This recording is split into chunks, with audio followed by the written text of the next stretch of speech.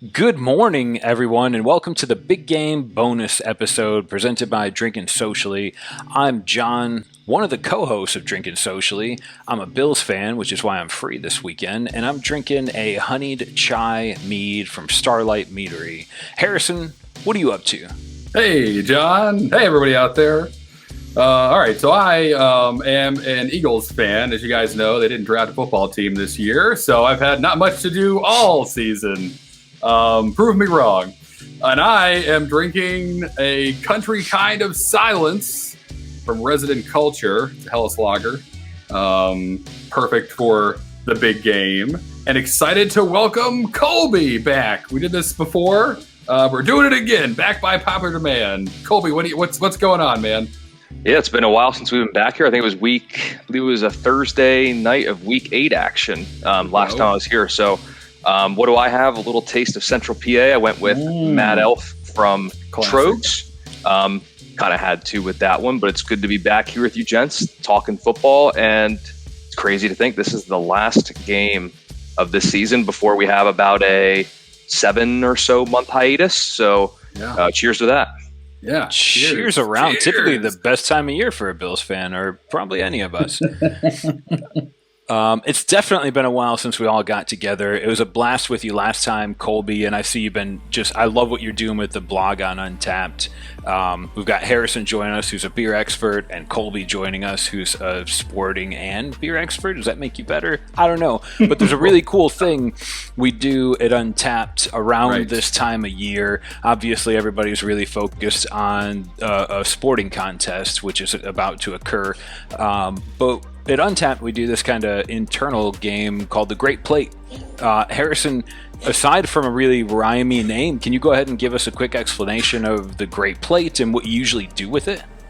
Yeah, so the Great Plate, that's what we're celebrating today before the big game that you may call something else, but we refer to as the Great Plate. And there's lots of traditions that go along with the Great Plate. The first one is the presentation of the plates. We've all picked our favorite plate in anticipation. We kind of do this to visualize the apps that'll soon be upon them during this big game coming up. So my Great Plate is a go-to year after year. Comes from a collection of plates, actually, celebrating the 12 days of Christmas, but we use them all year in this house for whatever reason. Really probably because I think they're funny. So this is mine. It's the 9 ladies dancing plate out of the series, and this is my favorite plate because every time I look at it I get a little chuckle. Why, you ask? Well, as you all know, 9 in German means no, so really if you look at this intercontinentally it says no ladies, but there is a lady. I see one right there. Good try, plate. And so as I munch through wings and nachos and stuff a little bit later, I'm going to be laughing, a silent laugh to myself, that this plate is trying to convince me that my eyes are deceiving me, but they're not. At least one lady is here, and if the song tells any kind of truth, 8 more are dancing around with her somewhere. But that's my Great Plate, and I'm excited to load it up with my favorite app. So I mentioned wings and nachos. Those are probably the 2 go-tos for us every year for the big game. Making some buffalo nachos, so meaning buffalo meat, not buffalo sauce. That we save for the wings. So that's kind of pretty classic here in this house, and that plate will be loaded up in just a little bit. But enough about that and horrible jokes. Colby, what do you have? What are you going to be working with today as your kind of right-hand plate? Yeah, I went more the honest approach. So I got one of these nice paper, plastic, whatever you want to call it. You know, you load this up with some wings, you get chips, you get salsa. The plate is drenched. So what do? You throw this one out, get yourself another, you go back for round 2. And this probably all happens before the first quarter. Dishes. Depending what team you bet on, you're probably already losing if you're like me. So next thing you know, it's the end of the first quarter. You're already on plate number 3. And you throw it out. Plate keeps getting drenched. Everyone's happy. That's it. Not to be outdone. Yeah, when John, what do you have there? To the big game, I like to use the biggest plate I can, but not not in a what you do is you take your favorite wall decor and then you flip it over. Shiny. So, You do one of these. Right. this is how you do it during the game. The more you drink, it ends up just basically funneling all the sauce right into your mouth. Yep. It's the great platter. Yeah. I think a great plate is really a great platter. The bigger, the better. And for me, it's probably buffalo wings is probably what everybody might assume, and it's not far. But my big game appetizer of choice is a buffalo chicken wing dip, cream cheese, Frank's Red Hot, or whatever hot sauce you use. Mix in some blue cheese, and then whatever you can, including your hands, or if you have children, their hands, and just grab all the. Anyways, let's move on. This is getting weird. I'm hungry. You got to get a platter, man. I know, I'm messing up. Colby, I understand you've got some pretty interesting things to talk about in terms of Untappd and football and some of the stuff you've been doing with the blog, so please save me from what I'm currently talking about. Absolutely. So, I mean, last time that I was here on the Drinking Socially Live, we did the questions, kind of previewing that Thursday night game as well as other points through that point of the season. So we're looking back here. So some fun facts from the 2020 season. Just kind of throw it out there. You probably saw this in the blog. But over the course of the regular season, we had 9 different stadiums lead at least 1 week in total check-ins. There were 4 teams that led at least twice. Again, I don't want to spoil that yet. Interestingly enough, this is kind of impromptu, putting you guys on the spot, but there were 4 teams that had the strongest fan representation from the people that tagged me in their check-ins, which I'm grateful for, by the way. I'll give you just one guess quick. The 4 teams that were most represented. Either of you have a guess to one of them? Ooh. I'm going to definitely Buffalo Bills. I'm going to guess the Texans. I wish. Those would have been angry ones. But no. Actually, it was the Green Bay Packers, the Chicago Bears, the Kansas City Chiefs, and the New York Jets. That was the most fan rep. Well, I mean, I get the Jets. I mean, how are you going to get through those games otherwise? You just tagged me in your check-ins. That's how you're getting through it, especially once you lost Trevor Lawrence. So I get it. And then, of course, we got some numbers here. So what we'll do, just like last time, it's questions here. I'll let you both guess. We'll see who is correct. And we'll keep it pretty relatable to the event that is going to occur here in less than about 24 hours or so. What's that event? The Great Plate? It's the Great Plate. Great Plate. It's the Great Plate. Great Plate. Great Plate. Great. Plates up. That's right. Plates up. So both of these teams were ranked in the top 6 in total check-ins at the stadium. But which team or team stadium had more? Was it Kansas City with Arrowhead Stadium, or was it Tampa Bay with Raymond James Stadium? John, we'll let you go first. You said they were both in the top 6? Both in the top 6 for the season as a whole. Right. But which was higher? I'm just thinking about how check-ins now equal a big game appearance, but so we're talking about Tampa Bay versus Chiefs Kingdom. Chiefs, easily. That's my pick. Okay. Harrison? Okay. I'll just do what I did last time, which caused me to be wrong each round, but I'll stick to those guns. And I'll say Tampa Bay. I feel like there's more. I don't know. Yeah, I guess they're both great drinking towns, but perhaps more people were in that stadium throughout more of the year than Kansas City, and therefore more beer consumed. That's my thinking. So I did mention both teams were in the top 6. The Buccaneers were 6th. So they had the 6th most of the year. Chiefs were actually second most. So it was Arrowhead Stadium with the Kansas City Chiefs. Who was the tops? Yeah. Can you say? One, I can say I believe they did make the playoffs. It is an AFC team. The Bills. Yeah, go Bills. I didn't give you enough time. Fair. It's probably Pittsburgh. No, it is actually the Cleveland Browns led the way. The Go Bills, Browns. They didn't have many fans throughout the season until the Yeah. playoffs, so they were near the bottom. But you know what? They tried. That's all. 2 playoff games is all we needed to catch up, but I guess maybe we needed more. Never mind. You only had 1 playoff game in 2019. I'm sure you remember. But moving on to this weekend's these weekends events. Yes. Similar type question to before. Now, what we're going to do, take each stadium, draw a 10-mile circle or a radius, 10 miles around it.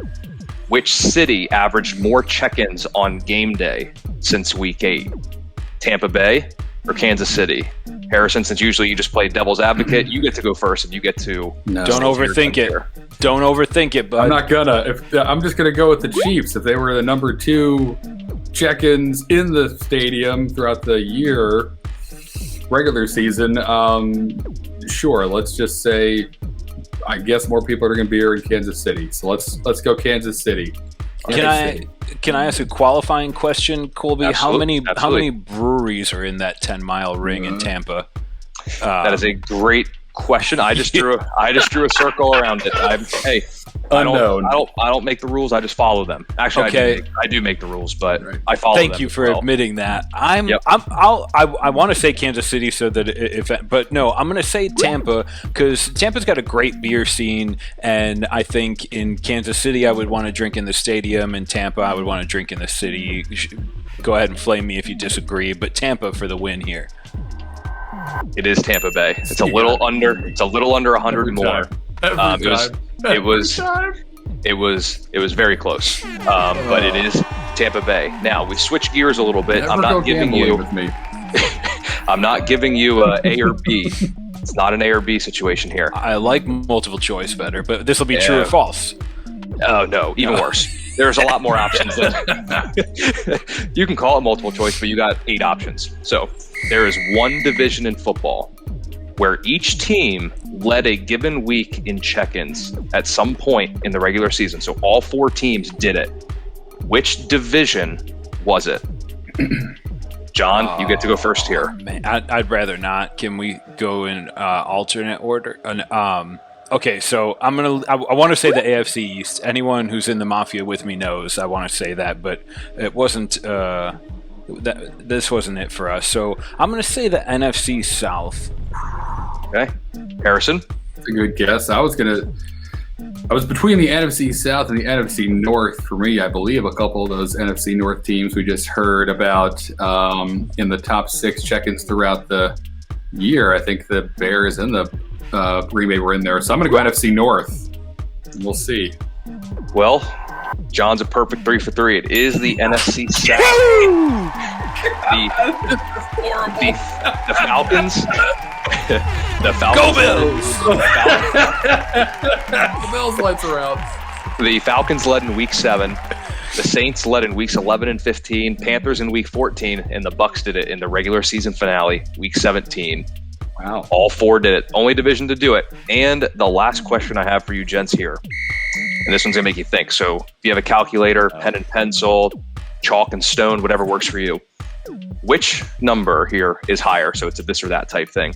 The combined passing yards from the regular season between Tom Brady and Patrick Mahomes, or the number of check-ins that featured a football emoji on Untappd from the entire regular season.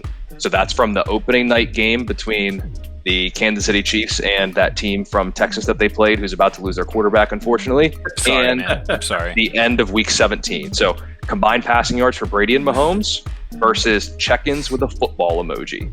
I believe it's Harrison's turn first. Thankful for this. Yeah, great. I'm sure you are.